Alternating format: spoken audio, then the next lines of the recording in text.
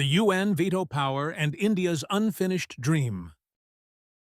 Have you ever wondered why just 5 countries decide the fate of major world issues at the United Nations? Or why, every time the world seems to agree on a big decision, a single no shuts it all down? Today, let's uncover the story of the UN Security Council's veto power, why it's exclusive, and how it keeps dreams, like India's bid for a permanent seat, just out of reach. This is not just old news. It's a live drama of power, privilege, and the world's future. What is veto power? The word veto comes from Latin. It simply means, I forbid. In the UN Security Council, veto power is the ultimate tool. If any one of the 5 permanent members, known as the P5, USA, UK, Russia, France, China, casts a no matter how many nations support the resolution, the decision is dead. Imagine 190 out of 195 countries agreeing, but just one hand raised, and the world hits pause. Why only 5? The birth of privilege. In 1945, the world was battered and desperate for peace after World War II. The victorious Allies, the USA, UK, USSR, now Russia, China, and France, wrote the rules. Their price for joining a new world police? The right of veto. Their logic: no big power would agree to join a global organization unless it couldn't be forced into action against its own will. The result? A compromise.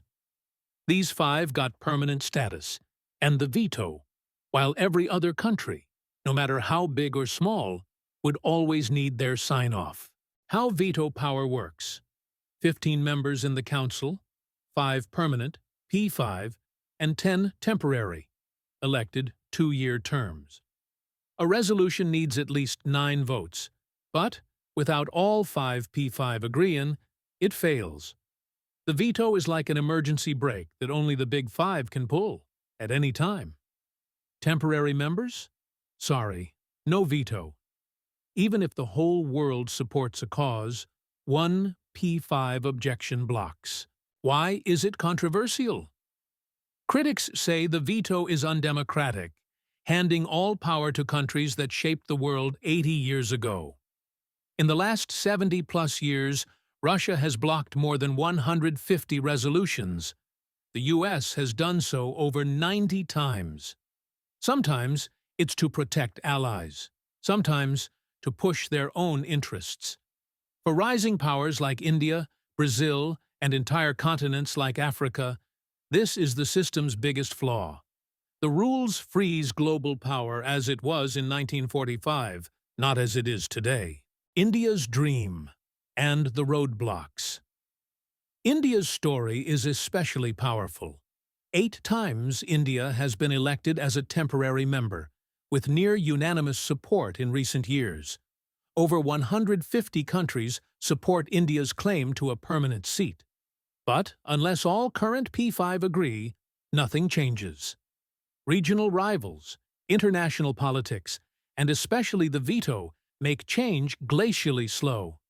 Imagine India, world's largest democracy, one of the fastest-growing economies, and home to a sixth of humanity, still waiting outside the door because history's locks have no key.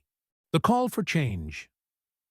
Every time the UN faces a global crisis, war, famine, climate disasters, the world remembers the power and the problem of the veto. Is it time to reimagine the system? Will India and others ever get a seat at the top table?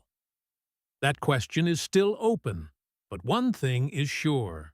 The dream isn't just India's. It's about making the UN reflect the world as it is, not as it was. If you think it's time for change, let your voice be heard. Share your thoughts below, because future history is still up for a vote.